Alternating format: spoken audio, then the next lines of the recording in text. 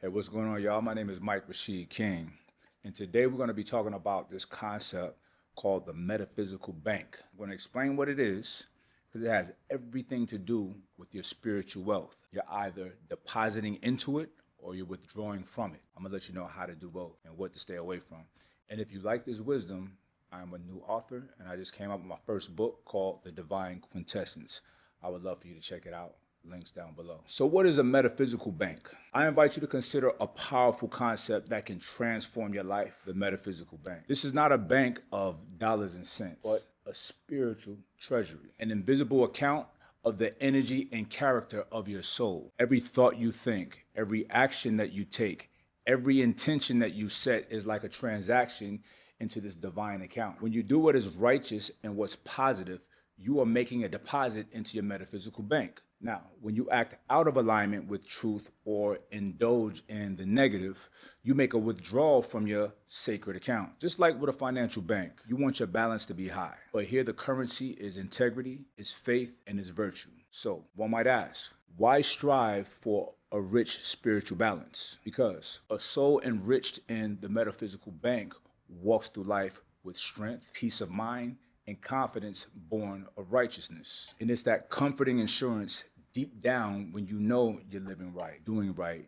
and that God and the universe are backing you up. Now let us define this clearly. The metaphysical bank is the sum total of all of the positive spiritual energy and virtue that you have accumulated within. It's your personal storehouse of integrity, discipline, kindness, faith, and alignment with the divine, all rolled into one balance of the soul. We all have this kind of account, whether we acknowledge it or not. Some amongst us are spiritually rich. You can feel it when they walk into a room. Their very presence shines with their inner wealth. Others are spiritually bankrupt. They're crawling through life as if the world is against them, weighed down by this invisible debt. Now, the good news is this: you, not anyone else, you are the manager of your bank account. You and you alone choose when to make deposits, and you alone spend from them through your actions. By God's grace and mercy, you have control over your spiritual wealth. And starting right now, we will learn how to grow this account, protect it from depletion, and spend it wisely so you don't have bad luck anymore, so you're not spiritually broke. Is that cool? All right, let's do this. So let's discuss deposits and withdrawals. Every single day, we are either depositing into or withdrawing from our metaphysical bank. There's no neutral ground here. Every choice that we make adds to our spiritual wealth or it subtracts from it. Consider this simple example. When the alarm clock rings early in the morning, time to wake up, time to pray, the prayer that you promised to do, face a choice. If you rise to fulfill that promise, if you conquer that laziness and exercise your body or say your prayers, boom, you've made a deposit. You have added to your account in an increment of self-discipline and faithfulness to duty. However, if you choose to hit that snooze button and betray your higher self, that's a withdrawal, a small loss of self-trust and momentum. You basically spent some of your precious energy on the comfort of sleep. Now think about the scenario. You're at work or your daily interactions and the opportunity comes to help a colleague just out of pure kindness. Let's say y'all haven't been seeing eye to eye and this gesture can mend your relationship. If you sincerely lend a hand or speak a kind word, that is a deposit of service and compassion into your spiritual bank. But if you choose to gossip about someone, to snap in anger or indulge in negativity, then you have withdrawn from your account, draining your spirit of peace. We pay a hefty price for every harmful word and each act of unkindness. The Holy Quran teaches that each soul shall taste the fruit of its deeds. And the Bible asks, what will a man profit if he gains the whole world and loses his soul? Indeed, what do we profit if we gain a moment of ego satisfaction but deplete our spiritual capital? You see where I'm going with this, right? There are powerful examples of these transactions everywhere in our lives. Did you stick to your healthy diet and the discipline you set for yourself today? Or did you give into junk food and temptation? Keeping your word to yourself, even if it's something small as your diet, it's a deposit into your self-respect and your well-being. However, breaking your commitments, especially for the sake of indulgence, makes a withdrawal, chipping away at your confidence. Like, did you spend time learning, praying, or meditating? That's a deposit in your growth and alignment. Or did you scroll aimlessly through social media for an hour? That's a withdrawal of time and focus. Even how we react to everyday frustrations count in this ledger. Picture two people in a traffic jam. Person A lays on a horn, cursing every driver in sight. Each angry outburst is spending spiritual money recklessly, burning through their inner calm. And then you have person B sits in the same traffic jam, takes a deep breath, and remains patient. They spend nothing on anger, and they may even turn that delay into a deposit by practicing calm and patience. Every negative action extracts a cost, while every positive response enriches you. Now, I'm not saying that we got to be perfect at all times. We're human, and we will inevitably spend some of our spiritual currency on missteps or slip-ups. We all make withdrawals now and then. Life will constantly tempt you to overspend your energy. There's situations and circumstances in life that's going to tempt you to overspend your energy on anger, on ego, on trivial desires. However, wisdom is to be aware of what you're spending. Just like you watch your finances to avoid from going broke, you must monitor your spirit to avoid bankrupting your souls. It's so important. If you go and chase every temptation, argue over every insult, or indulge every whim, you will find yourself spiritually broke, bankrupt. Every deposit will strengthen your soul. Every needless withdrawal weakens it. So remember that. So let's go over to bad luck or low balance. Now, how often do we hear someone say, nothing ever goes their way, or they're always getting the short end of the stick? Now let's talk about what many people call bad luck. I want you to consider a new perspective. Is it truly bad luck, or are we experiencing the natural results of a low spiritual balance? When our metaphysical bank account is low or in the negative, it can feel like we're cursed or unlucky, but in reality, we are reaping what we have sown, even if we didn't realize we were sowing it. Now, this is not to say that every hardship in life is your fault. No, life will throw tests and trials at everyone, the righteous and the unrighteous. Oppression and injustice is real. All right, now think about it. When you are spiritually wealthy, you stop living in fear of random misfortune. You come to understand that for every effect, there's a cost. With a high balance, you begin to see that many misfortunes carry lessons or even hidden blessings. If something doesn't go your way, you have the wisdom to ask, what was the Creator teaching me here? Instead of saying, why me? You say, show me the lesson. This mindset itself is a product of spiritual wealth. No longer do you see yourself as a victim of chance. You realize by aligning with your divine law, by doing the right things, you're attracting the right situations. By correcting your course when you do error, you change the outcomes that follow. So-called bad luck often is merely the echo of yesterday's withdrawals, reverberating through our lives. But when you start making consistent deposits, that echo fades away. Suddenly, what used to be obstacles turn into opportunities. And instead of nothing ever goes your way, you start feeling like everything is working for you for the good. And you say what I say, only good things happen to me. Now we got to break down the dollars and cents. Let's talk about the currencies of spiritual wealth. That's if you are asking what exactly are we depositing or withdrawing into this metaphysical bank. In a normal bank, we deal with dollars and cents. In the metaphysical bank, we deal in spiritual currencies. There are many forms of this currency, but let's focus on the most valuable ones. Think of these as different forms of wealth that all contribute to your spiritual portfolio. Just like one might have cash, gold, or stocks in a financial portfolio, your soul's portfolio is rich with virtues like energy, integrity, self-discipline, intention, service, and spiritual alignment. Each of these are currencies in your divine economy of your life. So let's break it all down. Let's talk about energy, chi, your life force, the Q. This is your vitality, the strength and vibrancy of your mind and your body. Essentially, the life force that God has given you. Everything that you do either lifts your energy or drains it. High positive energy is like having plenty of cash flow in the spirit. This gives you the energy to take on life's task with joy. But how do we generate and deposit that energy? By taking care of the body and the mind. Adequate rest, good nutrition, exercise, thinking positive. All of these things deposit energy into your account. The next form of currency is integrity.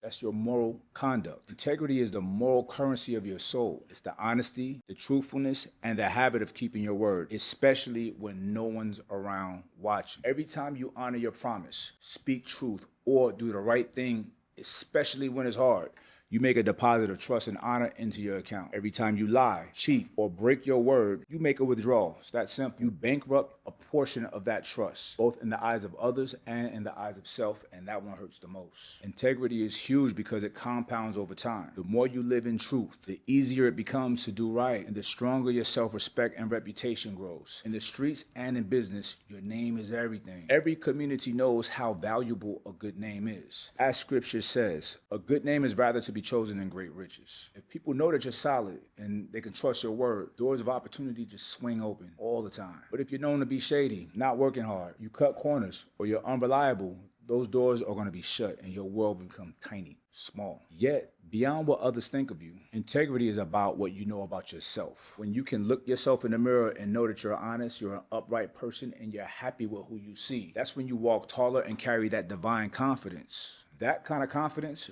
radiates an aura of authority, of peace, and everybody around you can feel it. They can see it. They smell it. In all reality, integrity is the gold standard of spiritual currency. The next currency is self-discipline, self-mastery. If integrity is gold, then self-discipline is the steady paycheck that feeds your account every single day. You see, discipline means doing what has to be done, especially when you don't feel like doing it. It's the ability to command yourself with principle over pleasure. It's getting up out of your comfortable bed at the crack of dawn to make Fajr prayer, knowing you want to get back in that comfortable bed, but you don't. You do what's right. That's integrity.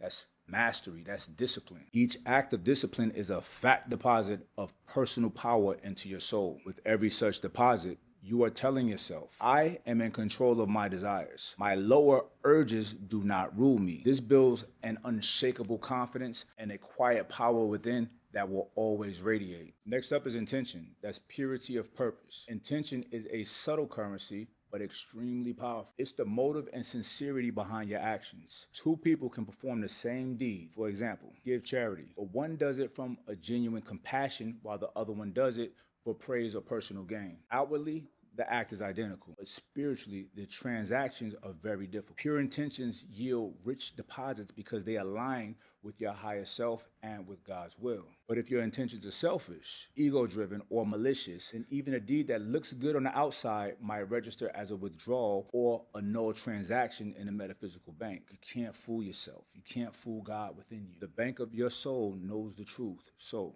work on clarifying and purifying your intentions. Before any actions, ask yourself, why am I truly doing this? Would I still do this if no one ever knew? When you align your intentions with righteousness, you generate a powerful spiritual interest on that particular action. Next is service. That is love and action. Service is the currency of goodwill. It's the currency of compassion and contribution to others. This is about what you generously do for other people. Acts of service can be things like helping a neighbor in need, mentoring a youth, volunteering in your community, or offering a sincere word of comfort to the grieving. These are all direct deposits into your spiritual account and often into the account of those who you help. In fact, service is one of the most reciprocal currencies. When you give sincerely, you often receive from the Most High in the most unexpected and multiplied ways. Then we have spiritual alignment. That's oneness with the divine, oneness with your higher self. This is a major currency. Now let's talk about making these high value deposits. Now that we have the currencies of our spiritual economy, the question is this: how do we consistently make high value deposits into our metaphysical bank? The principle is simple, though sometimes it's not easy, but we must practice every day the actions that build up our spiritual wealth. You build up your soul's wealth the same way you build up muscle in the gym or profit in the business, through consistent effort, wise investments, and sometimes sacrificing short-term pleasure for long-term gain. So that's quality and consistency. That's key, y'all. A high-value deposit is an action that significantly strengthens your spirit, and these often come in two forms: from major moments of truth and small daily habits maintained over time. Listen, a spiritual millionaire is not made overnight or with just one transaction. Just look at your financial life. Let's say you got a really fat check, a really big bag. That can go away like that. It can be squandered unless you have good habits. This is the same in your spiritual life. We need steady daily deposits to grow and maintain our wealth. The small daily deposits are truly what grows your balance consistently over time. They take the form of simple routines and choices repeated day in and day out. Consistency is more important than occasional grand gestures. We often say in fitness that consistency beats intensity. You can't have one good day of training and be buff. One good day of training and eating and just have the ideal physique. It doesn't work like that. Strength is built through regular training. Likewise, you can't just meditate once or do one good deed and expect for your soul to be enlightened and your life to just overflow with blessings permanently. It don't work like that. It's the regular deposits, even if small, that leads to great wealth. You see, when you make deposits every day, something magical happens. You start earning interest on your balance. What does that mean, Mike Rashid? I mean that the effects of your good actions begin to multiply over time. You'll notice that you have more patience today than you had a month ago. Things that used to trigger you just don't bother you anymore. Things that used to tempt you have less pull. Your baseline mood and outlook on life becomes way more positive. I cannot overemphasize the power of steady, faithful practice. The Holy Quran says, surely prayer keeps one away from indecency and evil, but only if one establishes regular prayer, not just pray occasionally. The Bible, it likens a righteous life to a tree planted by the rivers of water that brings forth fruit in a season. A tree takes time to grow, nurtured daily by water and sun. And that's the same with us. Deposit daily, especially when you don't feel like it, because that's when it matters the most. Finally, y'all, understand this. High value in spiritual terms doesn't always mean grand or time consuming. It means the depth and the sincerity, not just the duration or the visibility of the act. 5 minutes of focused, sincere prayer or meditation can deposit more into your spiritual account than an hour of distracted, half-hearted prayer. 10 minutes of truly listening to your child or your friend, giving them your full presence. Put your phone away. That deposits more love and understanding than a whole day spent in the same room when your mind is somewhere else. The value of your deposit is measured by the quality of heart and mind you invest in it. So whatever you do, do it with presence, do it with love. That type of awareness elevates the act's value, makes you very wealthy.